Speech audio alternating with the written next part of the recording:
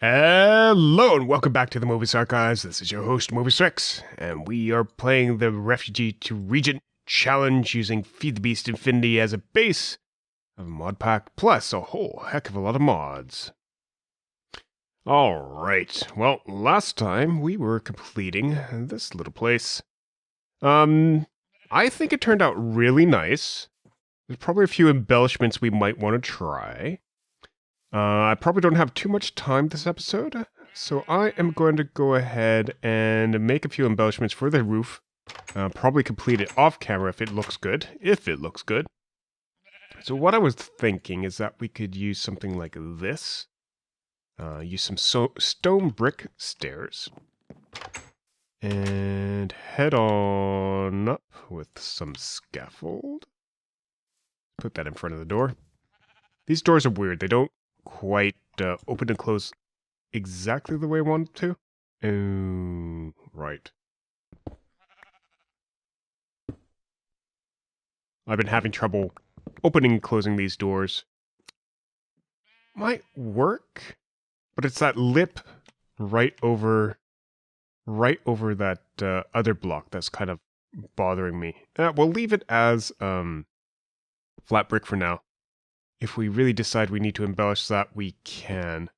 But anyway, this is the Cartsman's Tinkery. We still need to make a living quarters for them. We don't really have anything until we can make the city fully surrounded, or at least this part of the city fully surrounded. I was considering leaving the industrial area outside the city. And we might do that, but the way I'm thinking right now, we won't. Passing the theater, the spawn theater, because this is where I spawn, and every time I spawn, we die. So I think that's another reason why. Why is that block there? This is another reason why I don't want this area outside the city, is because I want to be safe when I respawn. So up here, I've actually gone ahead and started building the wall, or at least sketching it out. So from this watchtower, we want to extend that way, or maybe even back that way to include our Ars Magica area. These are all stones from the petrification. So our Ars Magica area is up there. And we wanted to extend this way, and that's where I've started building the wall. And we wanted to go all the way out, coming around here. So between this biome change that we had, and probably come out to here. We might have that little island in the center there. And that'll give us a nice water gate. Water gate. Ocean gate to work with. And then we might be able to have a harbor here for a nice large ship that can come in and out. Presuming this is deep enough, which it doesn't actually look like it's deep enough to me. Maybe we could just have a ship out here that we could use. But that's for another day. Today, I want to get some power going, because we're pretty limited with what we have right now. We need to rely on coal, or charcoal, to produce steam in our steam dynamo to power these two basic furnaces. I think we could do better than that. We do have immersive engineering, which should allow us to do quite a bit of stuff. Just grabbing a little bit of creosote. Probably need it. And let that coal furnace burn. What we want is to soak up some wood in the creosote. That, yeah. We'll get one block per one of these, so that's kind of a pain. It limits what you can do. You could obviously make this full industrial production of creosote. I haven't yet. And I did the wrong thing. I was supposed to use planks. Damn it. Alright. Well, let's do that again. So we have some treated wood. What can this be used for? Nothing useful. Alright. Well, we can at least get a few more buckets of this out. We'll have to let this burn. So we just want to get a few more. Oh, come on. A few more of these treated wood planks. And get a good supply of them. 32 should do for what I have in mind. What I want to do is I want to start setting up a windmill. And that's windmill blade around an iron ingot. Do you not tell me the recipe for windmill blade? Windmill blade? And just like that. A few treated wood planks and a few treated sticks. And to make one of these, I'm going to need 4 of them. There we go. 4 windmill blades. I think it's just around an iron ingot. Yes, windmill. Now we do have to build the other thing. The kinetic dynamo, which is a copper wire coil, and iron and redstone. Which is this copper wire around an iron ingot. Alright, copper wire around an ingot produces a copper wire coil. And where is it? I know we can get one from here. And it looks like I might either be out or misplaced redstone, so I think it's time to go down into the mines. I've been down here in a while. I've been digging other places. Down into the mines, see if we can find some redstone, bring it back up. Now this is vanilla spawn, so we should actually have some down here somewhere. It's just elaborately down, and down, and down some more. So that we can reach the bottom here. Looks so empty. Alright, let's see if we can find some redstone. I guess I was mining out this way. Oh, I hear a zombie. Oh, found some redstone. I was digging for that zombie. Let's put a support here. Using hellbark. I didn't mean to use hellbark. Oops. And that should be enough for our needs. A few blocks of redstone is all we need. I'm going to take it upstairs and pulverize it. So I guess one of the problems with my world is that I do change it up quite a bit. I change mods in and out as I see fit. I have no idea if this mod pack... Ooh, water shards. What I use actually is compatible, and probably isn't compatible with FTB Infinity anymore. Might try later on to see whether we can get this working, or might be after another major event for our city. We'll see. Basically a major event for the city. I'll do a world reset and things will change. Alright, let's get these pulverized up. Need to provide this with more power. Oh, we're getting cinnabar out of that. That's nice. That's a nice bonus for getting these ground up in the pulverizer. What can we use cinnabar for? So it enriches stuff in the induction smelter where you might get 100% chance to get more ingots for certain things. That's pretty cool. So this will what we're doing today will actually help power all this. Alright, that last piece there. Give us kinetic dynamo. Now I want to have a capacitor. Capacitor? Yeah, capacitor. Low voltage energy capacitor. Just copper, iron, lead, some treated wood, and redstone. And that'll give us a capacitor to use. And where are... There you go. Wire connectors. Clay and copper. So I think I actually have a mesa world that I can use to collect some hardened clay. Is that you? That's a public nexus. Alright, I've also figured out what's been going on with my worlds. Why they've been failing. It's mostly been because of configuration issues. My world here has less, because it was created before adding a whole bunch of mods, it has less resources than the generated worlds do. So I needed to tweak that so that we could... I needed to tweak those configurations for Mistcraft so that we are actually able to build stable ages. Alright, but today we could probably just do that. We have that page out there. I'll need a couple more pages to make link books back. And just take a couple leather for that. And today I'll just make link books back here. So that'll get us back. That'll get us over to a mesa biome. So we have 3 choices: Mesa Plateau, Mesa, and Mesa Bryce. I'm going to take Mesa Plateau. Hopefully it's what we want. And just drop that in here. Now I'm using collation folders because it keeps things in order once you place them. And we want pretty much what we had in Superbad Mojo, except instead of plains we want single biome distribution. Stone block, water block. I guess we could try flat world. So the big thing that I've been doing wrong is I've been letting the large features. So there's certain large features. If we just take a look here, we have floating islands. That's a large feature.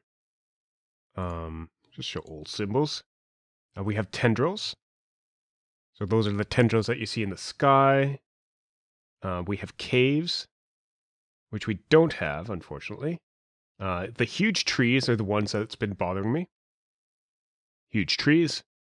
Those are the ones that's been bothering me because it basically allows mobs to spawn everywhere on the ground. And then there's this lacking large features, which you can just basically remove all the large features. Now, I'd rather have caves, but we only really have tendrils. So we do have tendrils. I want to make it glowstone tendrils. It does block some view, but it's okay. And we'll have some villages, just 2 of them. Villages are medium-sized features. And we'll have mine shafts. And we'll have water block, surface lakes. Surface lakes for a small feature. And then 0 length, zenith, normal sun with a boundless sky. This is what I basically like seeing. We'll just toss that in here. And we'll just call this Mesa M. Now it is a flat world, so it's always a question what we get. And you can see my collection of books here. So just make sure we have some stuff on us so that we can get back in an emergency. And this is why these chests are always full of something. Because I just dump stuff off here and don't pick it up on the way out. Ooh, coil. I'll need that. Alright, Mesa M. Looks pretty flat to me. No instabilities. Let's put this down. And put one of our linking books to the overworld in it.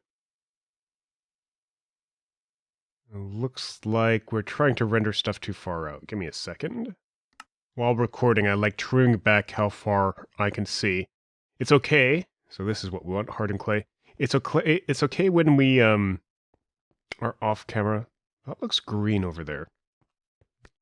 To render far out, but when I'm recording, it's actually when I'm recording, it's really taxing on the system. I'm seeing some bees here, even. What type of bees are you? I don't remember saying put sludge pits everywhere, but okay. These bees are modest. Alright, so no libraries in immediate vicinity of the spawn point, but lots of hardened clay, and that's actually what we came for. Shouldn't matter whether I use my silky hammer or not, I have to repair that thing soon. So I'm just going to switch back to my steel hammer, which has moss on it, which allows me to repair it anytime. Just going to grab a good stack of this hardened clay before heading back. Now this mesa biome in a flat world actually makes it really easy to hunt for libraries. You could just run around. I find the plains easier because you get horses spawning in. If you have a horse and you have a saddle, you can run around rather quickly. So the windmill it really depends on how high it's placed in the world and how obscured the space in front of it is. It will also run faster when it's raining or storming. And of course it stops raining, for once. So, I'm thinking we want this to be... We'll probably want this to be right off of here. We could probably build this into a power generation tower. But for now, we will use it at most. We'll use this at least to get transmission of windmill power going. So as powerful as we can make it. How high is this? Is this higher than the elder tree? That's the question. Yes, it is. Just barely. Huh. Funny. Alright. I want the Connect Dynamo facing out this way. I want the windmill to not kill me. So the windmill to go here. Here? Oh, we can't do that just yet. We need to get that space clear.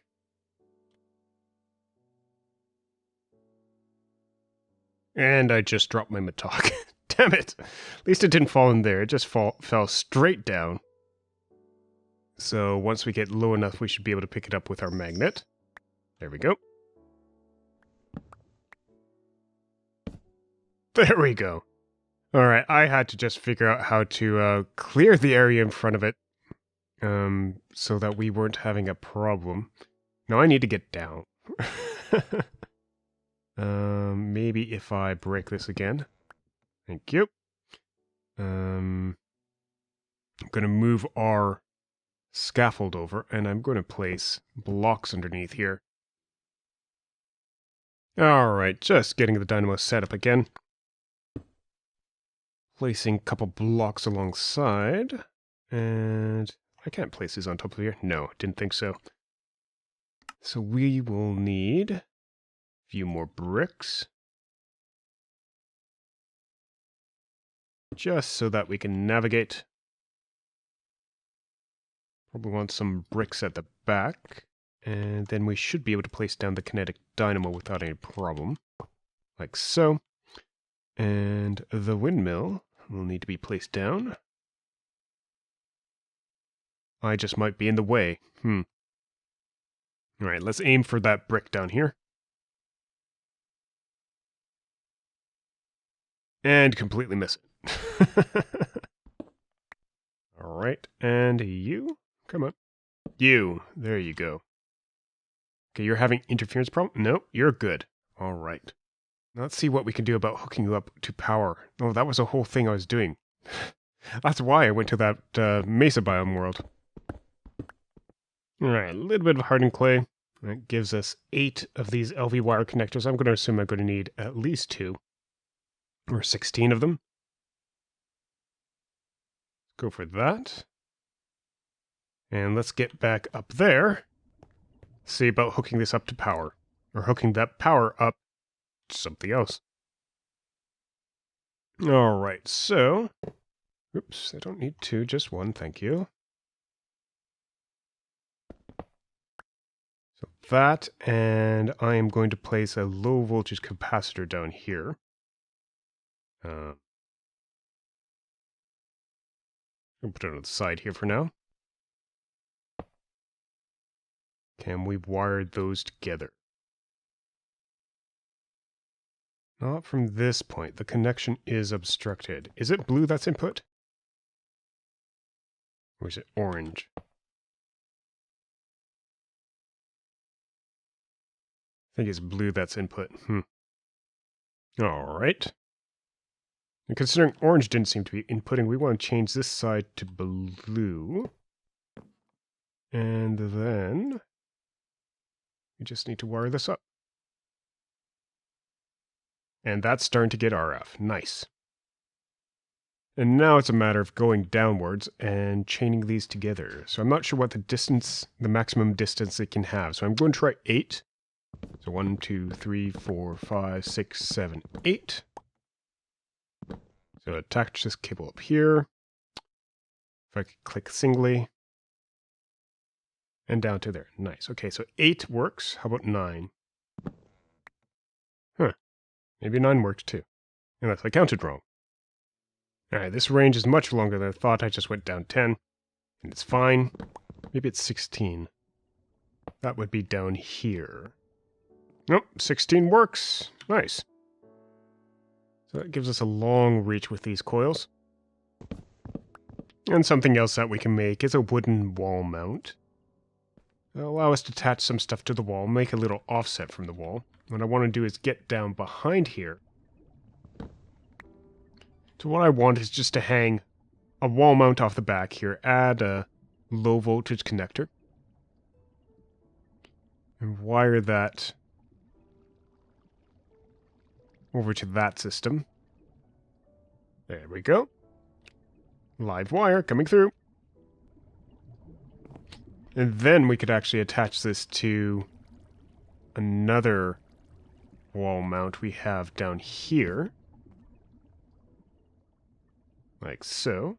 Oh, connection is obstructed, probably by itself. So what I want to do is attach directly to there. So maybe what I can do is... This seems a bit ridiculous to do it this way. But that is inside something, but attach the wall mount up here. And then from this wall mount to there. And from that wall mount to the one up here. There we go. Maybe not the most efficient system, but we should be able to get power from there now. And let's kill the output. Make sure that we're powering up. Let's kill the input from the bottom. And we are powering up nicely. From all the way up there. Cool. And that'll allow us to power our systems here. In fact, that's not even in the right position. This should be facing... Oh, oops, broke it. We should be placing that on there. So that that's the front. Close that off. The back should be this one, input, and the bottom should be input. For some reason I had it in a weird orientation. So if this had any power, we could power from that.